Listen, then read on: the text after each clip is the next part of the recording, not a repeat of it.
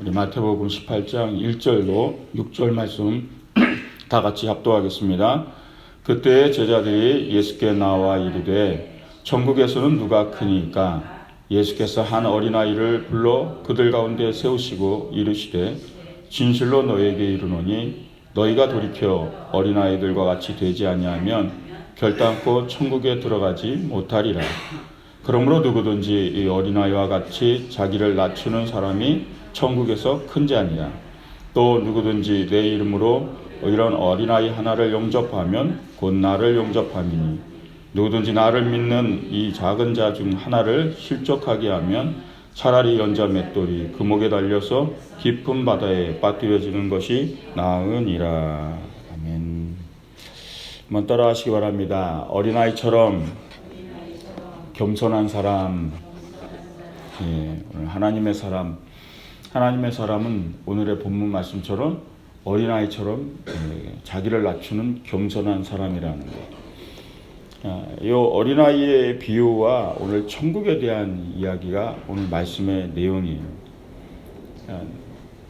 제자들의 질문은 그거였어요. 천국에서 큰 자가 누굽니까?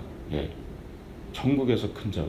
근데 주님은 어린아이를 앞에다 세우더니 이 어린아이 같은 자가 천국에서 가장 큰 자다. 그 말씀을 들은 모든 그 제자들과 사람들은 어리둥절한 거예요. 제가 가장 천국에서 제일 크다고 꼬맹이 하나를 세워놓고 얘기하신 거죠. 우리는 어린아이 그러면은 순진무구한 순진한 그런 정도로 이렇게 해석할 수 있죠. 근데 주님은 이 어린아이를 세우는 이유 중에 하나가 뭐였냐면 작은 자란 의미로 세운 거예요. 작은 자요. 큰 자가 아니라 작은 자요. 말 그대로 어린아이는 작은 자죠. 그리고 이 어린아이와 같은 마음을 갖지 않으면 천국에 들어가기가 천국에서 큰 자가 아니라는 거죠. 그러니까 우리가 살면서 이 순진한 마음을 가지고 산다. 그건 어렵죠. 그죠? 그러니까 여기서 천국에 갈 사람이 없는 거예요. 순진한 사람들이 하나도 없었어요. 살다 보면 아이와 같은 그 순수한 마음은 우리가 다 잃어버리잖아요. 그 순수한 마음. 그러니까 여기서 이 어린아이에 대한 비유는요. 작은 자예요. 작은 자라는 해석이 더 맞는 거예요. 하나님 나라 안에서. 그러니까 겸손이요. 한번 따라하시기 바랍니다. 어린아이의 마음은 내가 작은 자임을 아는 것이다. 앤드류 머레라는 사람이 사람을 연구하다 보니까 이 사람이라는 사람은 뭐라고 얘기했냐면 늘 항상 방만해지고 교만해지는 동물이다 이렇게 얘기했어요.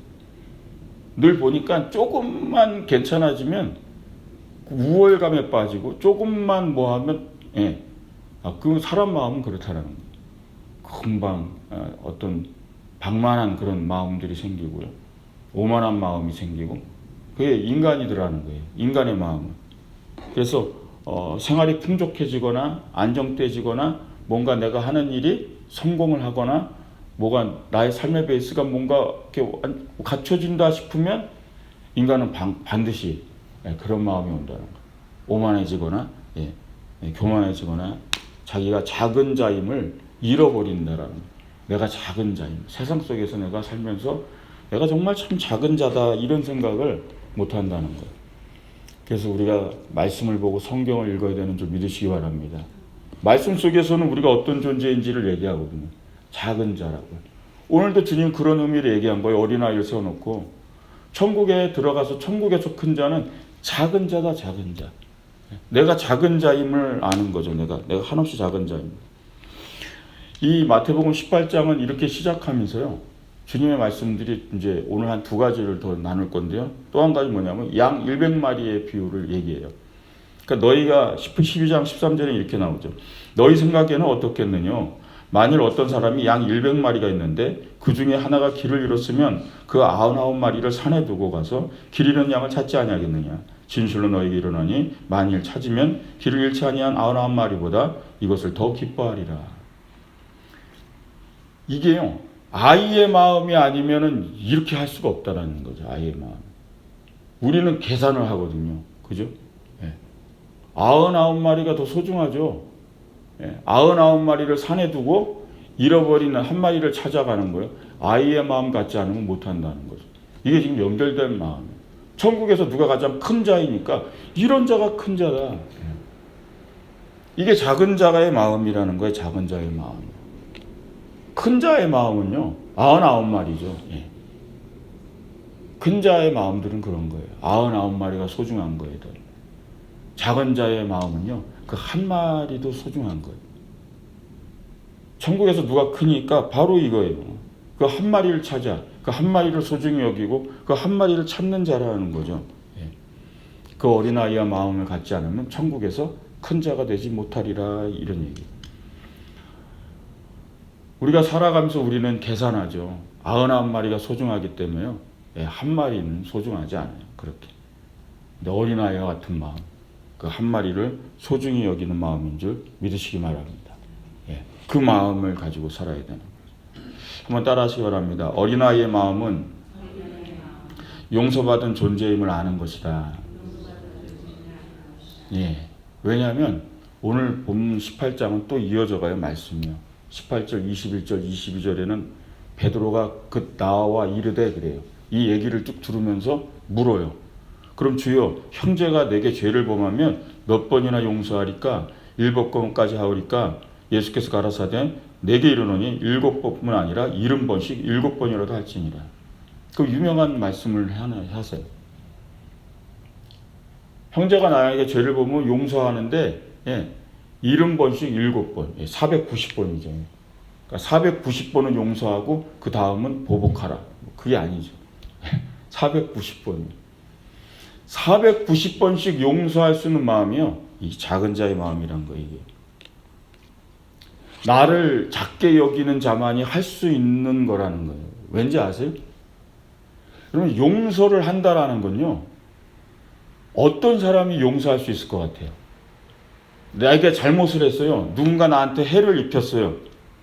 그런데 보복하지 않고 그를 용서할 수 있는 사람은 어떤 사람이 용서할 수 있을 것 같아요? 첫 번째 한 가지 중요한 건 이거예요.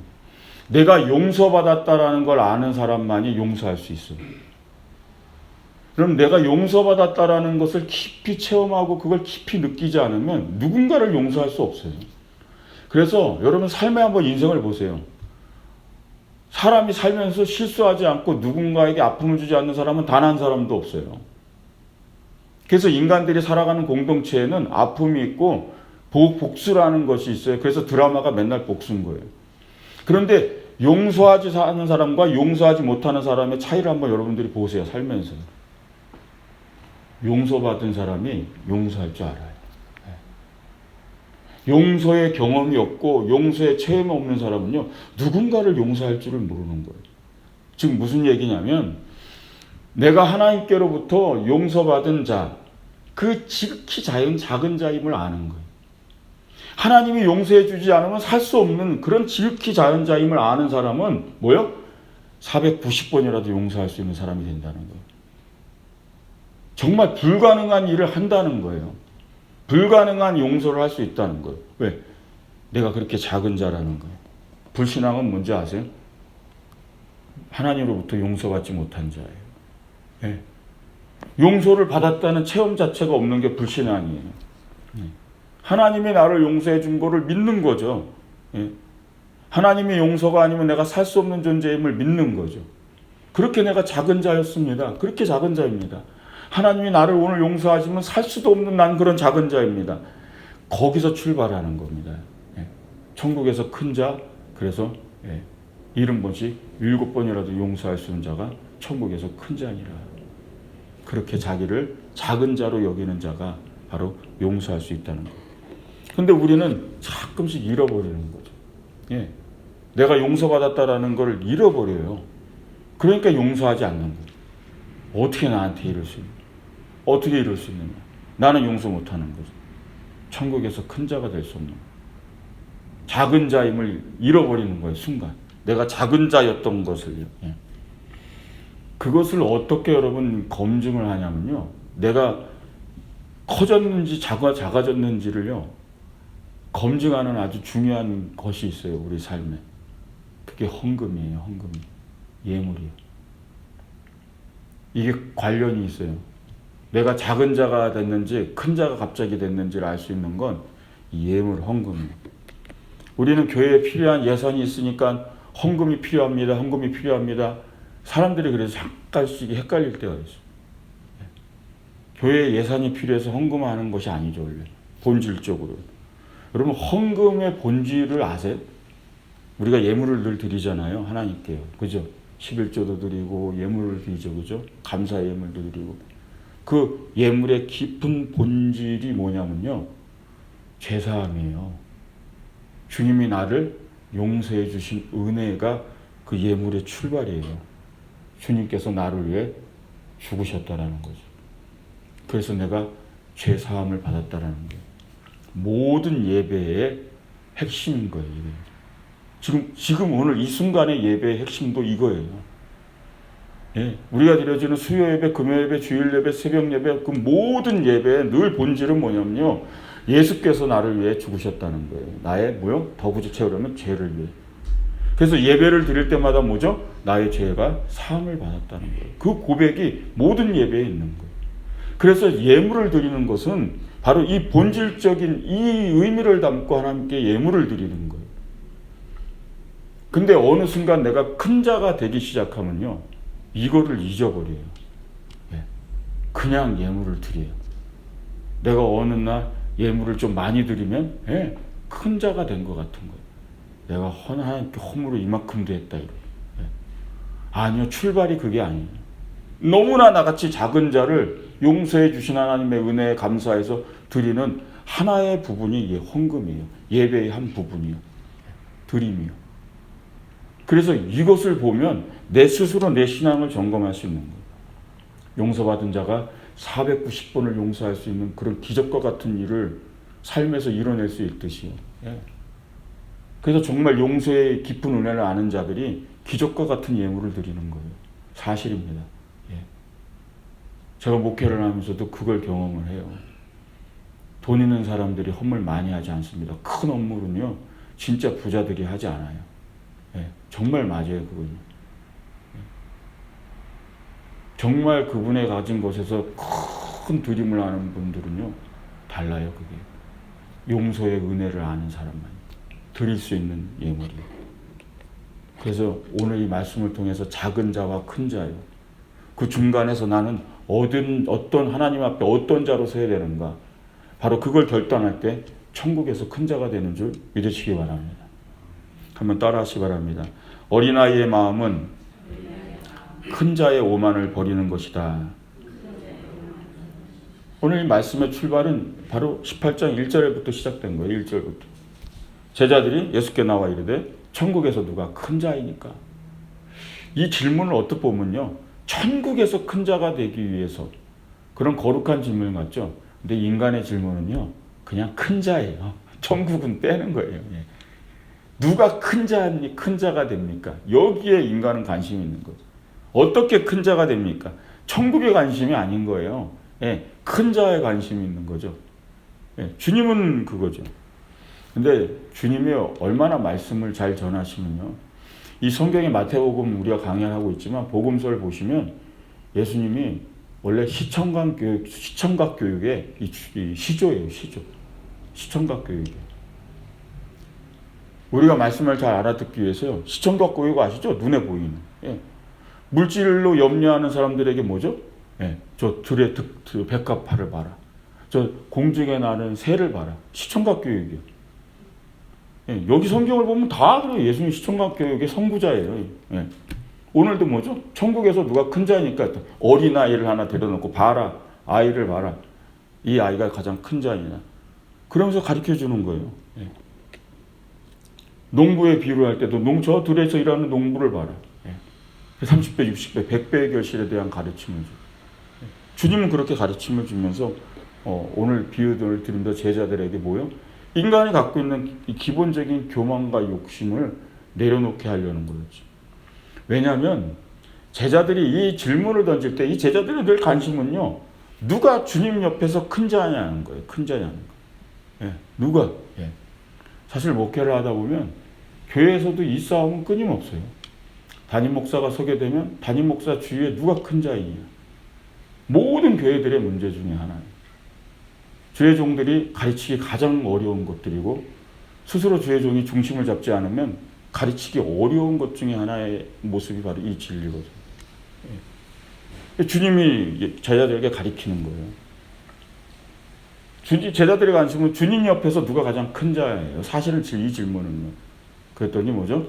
어린아이 같은 작은 자니라 얘기하죠.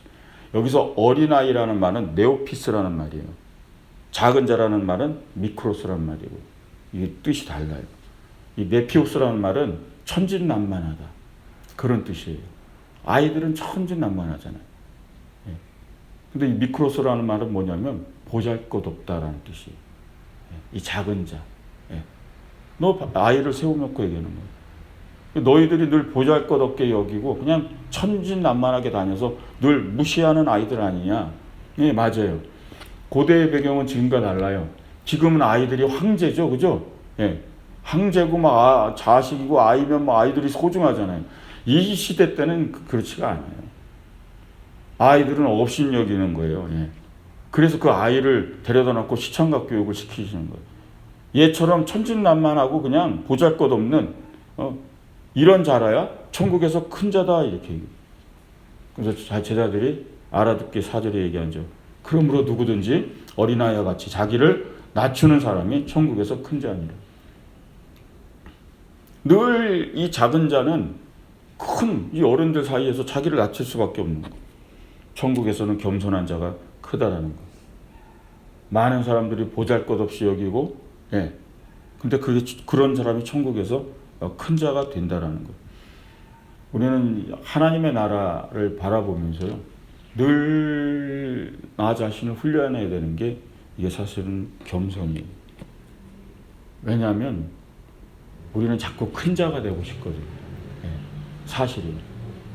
예. 큰 자는 호메이존이란 말인데요. 그 뜻이요. 위대한 자, 숭고한 자. 예. 뭔가 내가 이 땅에 살면서 위대해지고 싶거나 뭔가 숭고한 삶을 살았다. 그러니까 명예예요. 그런 걸 얻고 싶어하는 게 우리 인간에게는 다 있는 거예요. 근데 그런 마음을 가지고서는 천국에서는 절대 뭐 큰 자가 될 수 없다 이렇게 얘기하시는 거예요. 예. 큰 자가 될 수 없다라는 거예요. 세상에서 아이들은 무시당했던 존재거든요. 이때 당시. 그러나 그가 천국에서 큰 자가 될 수 있다 이렇게 얘기하는 거예요. 예수님의 그 일화 중에 누가복음에 있죠. 아이가 막 오니까요. 예? 제자들이 막 애들은 가라 하고 애들 못 오게 하죠. 막 그랬더니 왜 아이들이 내게 오는 것을 금하지 말라 이렇게 얘기하신 적이 있어요. 예. 많은 사람들은 작은 자가 되려고 하진 않죠. 근데 큰 자의 정확하게 얘기하면 큰 자의 오만과 교만을 가지고는 천국에 들어가기 어렵다라는 거. 천국에서 큰 자가 되기 어렵다는 거. 그래서 날마다 그걸 훈련해야 되는 줄 믿으시기 바랍니다. 오늘 5절에 얘기하죠. 누구든지 내 이름으로 이런 어린아이 하나를 영접하면 곧 나를 영접한 것이니라. 예. 그러면서 이 아이의 소중함을 얘기하면서 이 아이를 영접한 자가 곧 나를 영접한 것이니라. 그만큼 아이처럼 낮아질 수 있는 작은 자의 마음을 가져야 이 아이를 영접할 수 있는 거죠. 바로 그 마음을 가져야 천국에서 큰 자인 줄 믿으시기 바랍니다. 참된 삶의 가치를 소유한다는 건 사실 힘든 일입니다. 왜냐하면 세상에 수많은 가치들이 우리를 혼란스럽게 하기 때문에 그래요. 그래서 마치 세상 사람들이 추구하는 그 큰 자가 되는 삶들, 그것이 가치 있게 보이기 때문에 그리스도인들도 거기에 막 휘둘리기 시작하고 흔들리기 시작하는 거예요. 맞아요. 자녀가 좋은 대학 가면 기쁘고요. 자녀가 직장에서 포지션 좋은 데 가면 기쁘고요. 예? 자녀가 막 큰 집 사고 아파트 좋은 집 사고 그러면 좋고요. 그런 자녀 만드는 것이 기뻐하고 그죠? 삶의 가치잖아요. 그죠? 예수 안 믿어요. 근데 자녀가 예수님 몰라요. 교회는 다니는데 본어게인이 되지 않았어요. 그냥 엄마가 다니니까 다니는 거예요. 본어게인은 되지 않았어요. 주님과 만난 경험이 없어요. 주님을 인격적으로 만난 경험이 없어요. 그 가치는 잃어버리고 산다는 거예요. 지금 현대인들이. 자녀들을 큰 자로는 만들었는데 과연 내 자녀가 천국에서 큰 자일까? 그 질문을 반드시 던지셔야 됩니다. 천국에서 큰 자를 만드시기 바랍니다. 아멘. 삶의 가치요, 그 중심 잡기가 어려워요. 그래서 그리스도인들은 엎드리고 또 엎드려야 되는 거예요. 잘못하면 세상에서의 큰 자, 오만한 자를 만들어 버리는 거예요. 나도 모르게 내 삶의 가치가 흔들려서 하나님 보시기에는 큰 오만한 자가 될 수 있다는 거예요. 왜? 기도하지 않고 하나님 모르고 자기가 다 삶의 전부인 줄 알고 내 힘으로 다 내 능력으로 살았는지 아는, 그게 하나님 보시기에 오만한 자죠. 세상에서의 큰 자예요. 우리가 가치를 잘못 두면요, 나와 또 내 자녀와 내 가정과 또 어쩌면 교회 공동체가 그것을 향해 나갈 수도 있다는 거예요. 청하해요. 우리는 삶의 가치를 온전히 잡을 때, 오늘의 이 말씀을 붙들 때 진정한 천국에서 큰 자가 되는 줄 믿으시기 바랍니다. 그 중심은 잡으셔야 됩니다. 그래서 내가 뭐부터 자녀들을 가르쳐야 되는가? 작은 자요. 하나님 앞에 한없이 작은 자. 그래서 하나님이 천국에서 큰 자로 삼는 자. 바로 그 하나님의 사람 되시기를 주님의 이름으로 축원드립니다. 기도하겠습니다.